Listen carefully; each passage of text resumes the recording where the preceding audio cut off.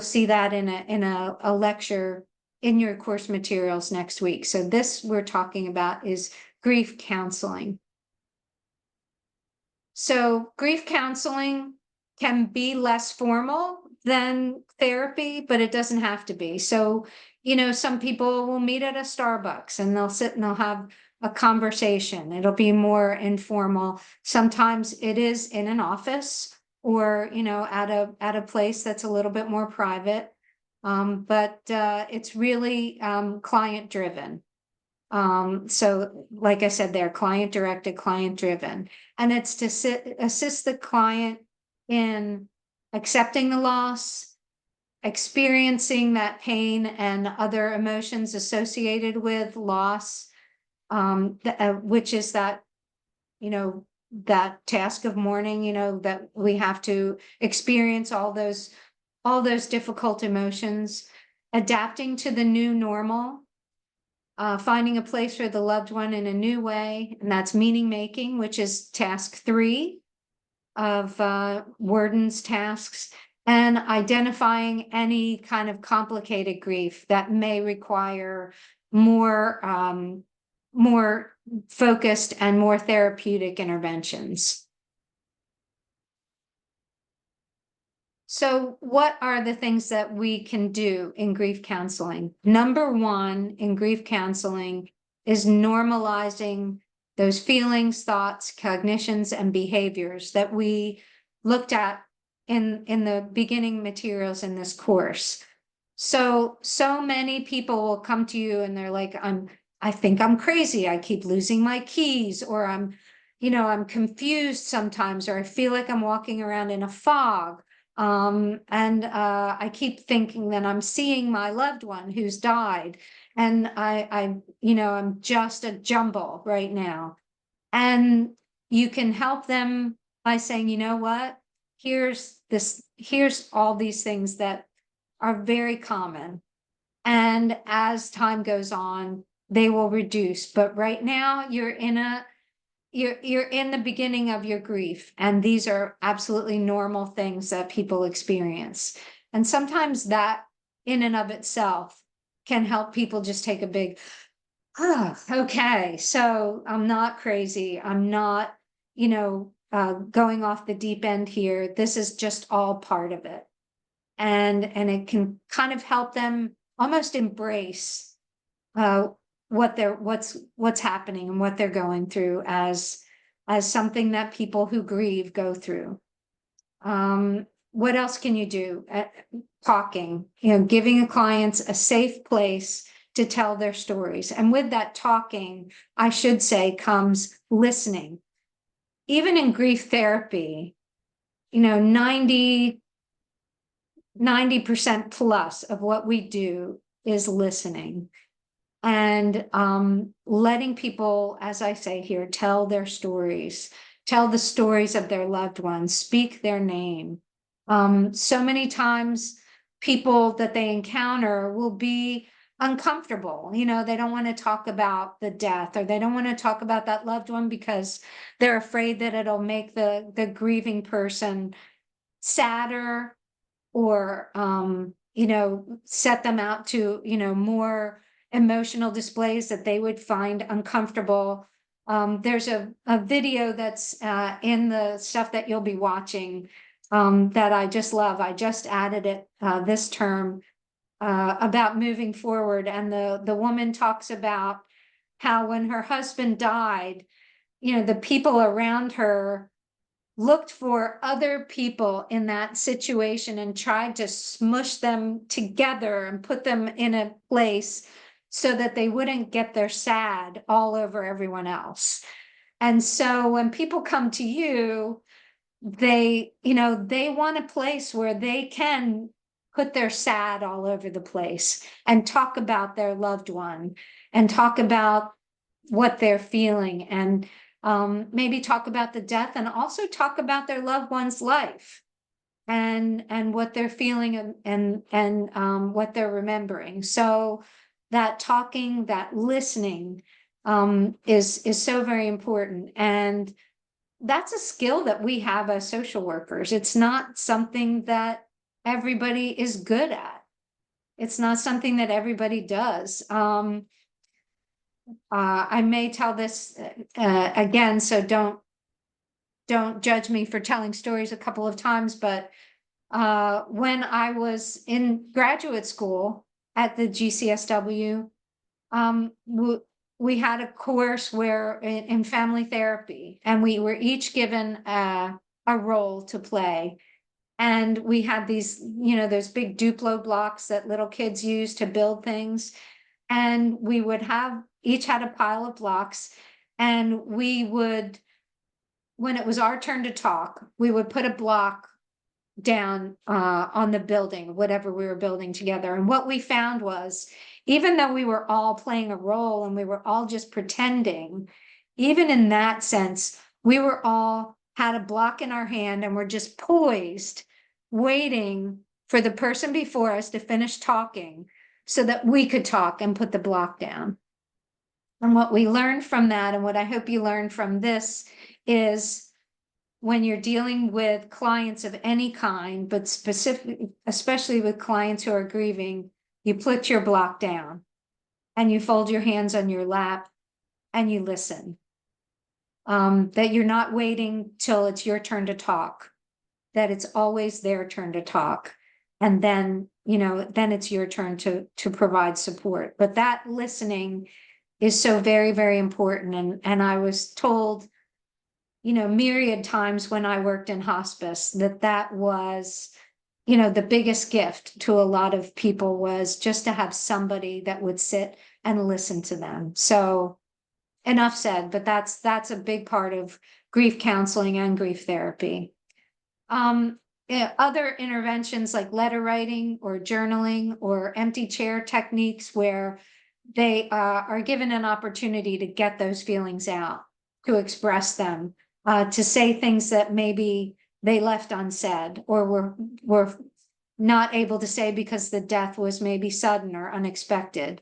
The empty chair technique is and the letter writing can be to the person who died, and is talking with them, picture them in this empty chair, or write a letter to them, or do a journal to them, or just do any one of those things to get your feelings out. Imagine that, somebody else is in that chair, or that you're in that chair and you're talking to yourself. How would you comfort yourself? Those kinds of things can be used in grief counseling. Using art or music, poetry, help, and anything that that might be something that is a special gift that your griever, that your client brings to the table, asking them how they express things. Even the timeline that you guys are going to be doing later in the course can be used in an artistic way, or just in a way to kind of help them, guide them through the process of showing them how they survived losses in the past, and helping them to know how to draw on some of those strengths for the future. And then cognitive behavioral techniques, looking with them at the interplay between their thoughts and their feelings and their behaviors, and how paying attention to or noticing one helps to affect the other two. So cognitive behavioral techniques and acceptance and commitment therapy techniques are often used in grief counseling as well as grief therapy.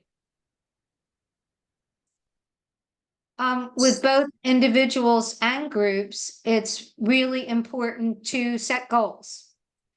So talking with the individuals, or, what are you struggling with? What do you want to feel like? What are your expectations when you are through or have, navigated this, grieving process? What do you want that to feel like? What do you expect? And what do you envision your life to be like when these sessions are done?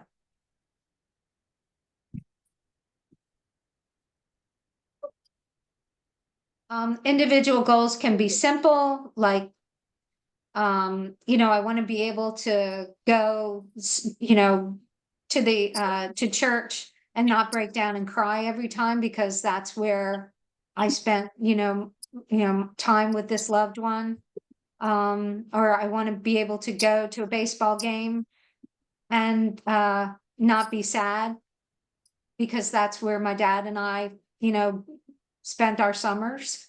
I want to be able to sleep better. Either Hi, I'm sleeping too much or I'm sleeping not enough. hi, I'm two good to go. Just one. Um, Whoever that is, could you mute, please? Here we go.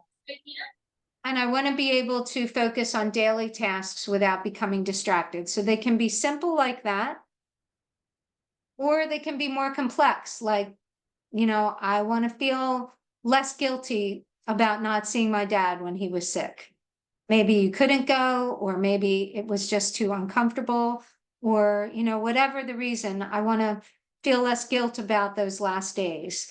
I want to stop feeling resentful towards my siblings or my spouse or whoever, for not doing enough, or, not, or making me feel bad, or, all of those things. So it can be more of a complex situation as well.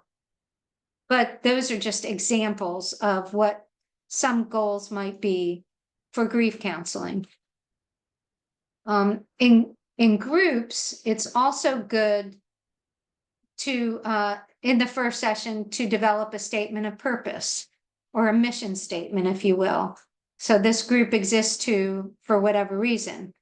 It may be that that's already given to you, like if you are in an organized group like Grief Share, or the American Cancer Society has a mission statement. So if it's an established group, so this is the one for the American Cancer Society. This group provides a place to connect with others who are going through loss, learn about the grieving process, and explore ways to cope and heal. So short, to the point, but it encompasses why you're there. And it gives you sort of the bones on which to build, your sessions. So, and based on that statement of purpose, or that mission statement, the group should work with the social worker to establish their own goals based on the makeup of the group and the needs of the participants. So this could be very wide ranging, but some of those things could be to say, some of the rules or the goals could be to create a safe space for sharing of feelings and thoughts. For the individual and group members to feel less isolated in the grieving process, to improve emotional reactions outside the group. So we're doing this so that we have a place to share, and also to help us when we're not here, and to be able to recognize and normalize feelings and behaviors. And along with those rules, those goals, come group rules, sort of conduct, codes of conduct. So, and those would be around, how do we add new members? Is this a closed group? We're doing it for 8 weeks. If you're not in by the second week, then you have to wait. Or is it an open group, which people can join at any time? How do we address conflicts? What are our rules around that? Who can talk when? If we have conflicts, do we step outside? Do we, defer to the facilitator? Those kinds of things. How sharing can be managed, like I said, when do you get to talk and when do you get to listen? Attendance expectations. You're expected to, we're making a commitment to each other. So you're expected to be there every week. And if you miss more than 2, then maybe you need to sit it out. Punctuality too, and that just comes down to respecting the time of your colleagues, your fellow group members. How do we handle romantic relationships? In a teen group, say, are we going to say no dating in a widowers group? Are we going to make rules about that, or are we going to say this may be inevitable, but don't bring it into the group, or if you are going to do it, let's talk about it in the group. So it can go either way. And then, of course, rules surrounding confidentiality. And those are, we're not going to talk about things out of group. And also, what happens if we meet somebody in the community? How are we, what are we going to agree about what that is going to look like? Are we going to acknowledge each other? Are we going to ignore each other? Are we going to say hello, but not tell the people that we're with how we know each other? Or, so those kinds of rules, and establish them so that there's there's always going to be things that come up that you didn't expect, but try to cover as much as you can. And these are the big issues that usually arise when you're dealing with groups of any age and any size. So what are the benefits of a support group? The biggest one is, like I talked about in the beginning, to normalize your feelings and your grief reactions. Everybody is going to be experiencing much the same thing, maybe, with some variations, and some people to, maybe a greater intensity or a lesser intensity. But everybody is going to be able to say, yeah, I can relate to that. I feel that way, or I felt that way, and now I'm feeling better. So that that in and of itself, to give sort of some hope to people that may be not as far along in the journey. It addresses feelings of loneliness and isolation that can come from being the griever in a society that isn't comfortable with grief and death. To find a place of belonging where there are other people that are feeling and experiencing the same things that you are feeling and experiencing. And a lot of these things you will see echoed when we, a little bit when you see the video that Marion Mencken speaks from Bo's Place. Now, she's not talking, in her video, she's talking much more about children and grief, but she does interject some things, because I know one of our groups, I believe, is going to talk about Bo's Place, but that what that helps, and especially kids who feel so much of the other when they are around their peers who haven't lost a loved one, to have a place, a group where they can go and they have that sense of belonging, and that people understand what they're going through. A safe place, again, to tell your story. Education, it can be a place where you can share some of the information that you're learning in this course about the stages of grief, whatever model that you might choose to use for your group, and also the normal grief reactions and things like that. So it's a good place to provide education, and that might be built into each segment of your group meeting. And as I said, you get the benefit of everyone else's experience. And so those who are, maybe not as far along, it gives hope that things will get better and that you will feel better, but that you are forever changed, and that grief doesn't go away. But it does, your reaction to it, your resilience, and your ability to move forward does. And so that, a support group can really help with that. So what are some of the drawbacks to support groups? Some people may have emotions that can be overwhelming, especially if you are feeling overwhelmed by your emotions.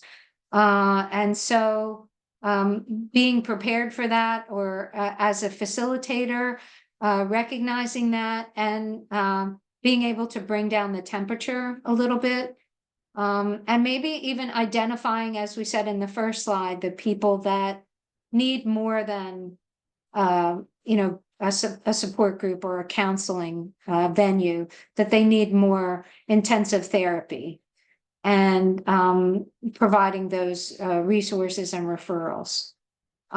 Group members, may be judgmental or even hospitable. My grief is bigger than your grief. Or, you're not doing it right.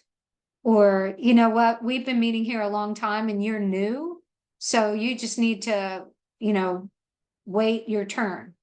So, being able to address those behaviors is really important. And it's, it could be something that, is a drawback to some people in support groups.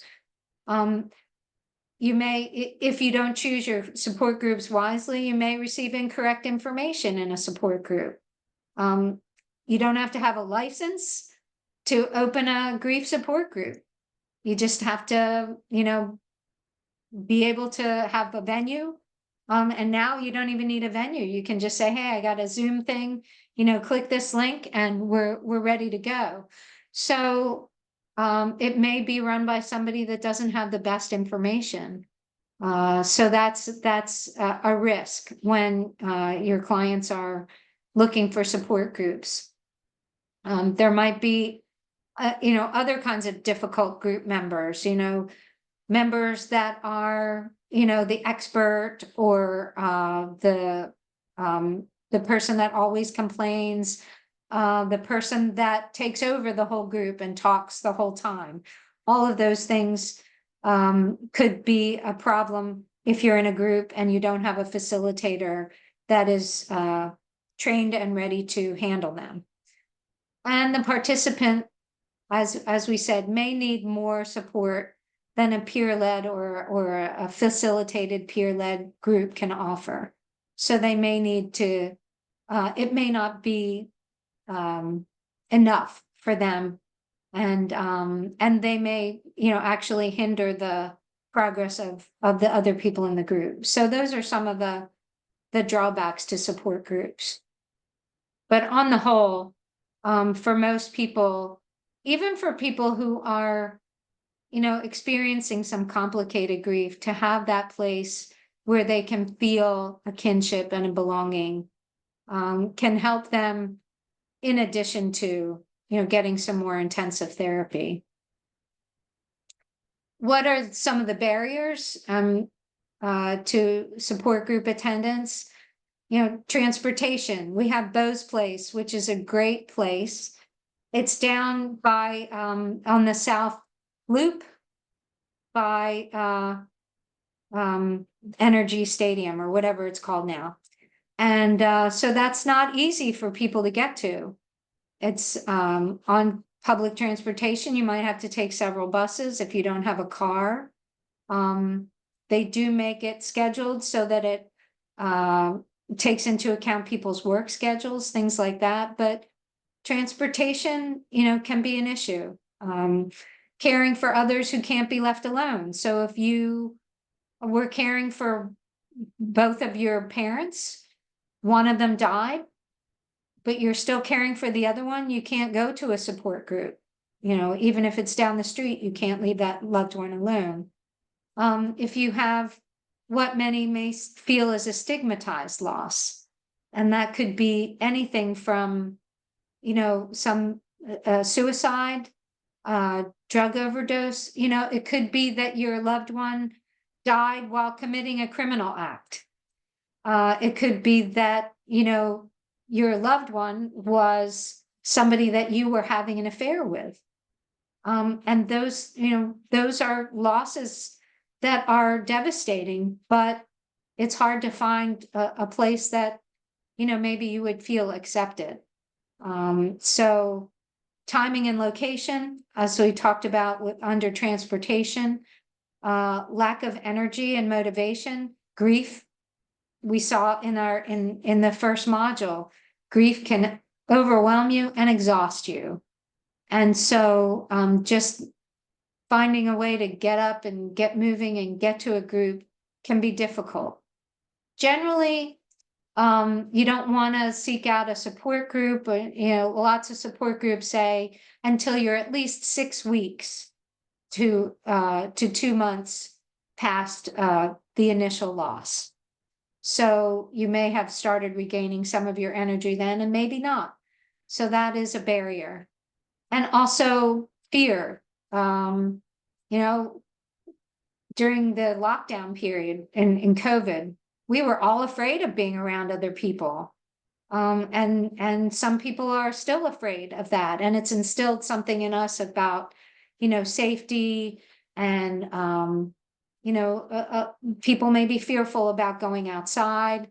All of those things, or, because of the nature of the death, if it was a car accident, people may be fearful about going anywhere, especially going anywhere in a car or something like that. So all of those things, and I'm sure you can think of other barriers as well. There might be a language barrier, which I also didn't put in there, but that's another one, especially in a city as diverse as Houston. Later in the course, when we talk about culture, I'm going to have a whole lecture on social media and grief support. Certainly during COVID, we saw the rise of online support groups via Zoom. And so, that's certainly still out there a lot, and that takes care of some of the problems of access that we talked about. But also, Facebook and X, formerly known as Twitter, Instagram, Snapchat, Reddit, all those others that I know I'm, way out of date on, but you guys know, provide a public forum for mourning and the ability to ask for support. And there's online grief groups, like there's chat rooms and bulletin boards that connect people, the other mourners, others experiencing similar losses. So there's survivors of suicide have an online grief group, or mothers who have lost children, or mothers who have miscarried or had stillbirths, or very specific losses. There are online grief groups for any number of different specific losses or losses in general. Even pet loss. There are many online forums and Facebook groups and things to support people through pet loss. And we are going to have a presentation for the first time since I've taught this class on pet loss and people who are supporting those in that grief. So stay tuned for that. But online grief groups. And also there's funeral homes. Pretty much all of them now have an online obituary for the loved one, and then a place for people to leave messages of support and to send flowers and make donations and things like that. So that is out there too. I think that's called Legacy for most of the funeral homes are in on that. The advantages are similar to other support groups, to get support from like-minded people who are going through the same thing and normalizing feelings. Plus, you have convenience and anonymity. So you can log on at 3 o'clock in the morning if you're having trouble sleeping and post something and get, see what other people have written to get support. The disadvantages are that it may increase isolation because you don't have to go out. So you stay in more and more. And there's a risk that you don't really know who you're conversing with. That's the other side of anonymity. And there's economic restrictions. It's, limited to people who have computer access and internet access, which is more and more people, but there's still a strata of our society that can't afford that. And so there's those people that are left out of that as well. The other disadvantage, and again, we will talk about this later in the course, is that you might not get it's open to bullying, people being cruel because it is anonymous. and you might not get the level of support that you want. You might pour your heart out and then, maybe get some likes when you really needed some people to respond and be more open with their support, more vocal with their support. So, like I said, we'll talk about that later, but I wanted to mention it as, an important outlet for group support in grief.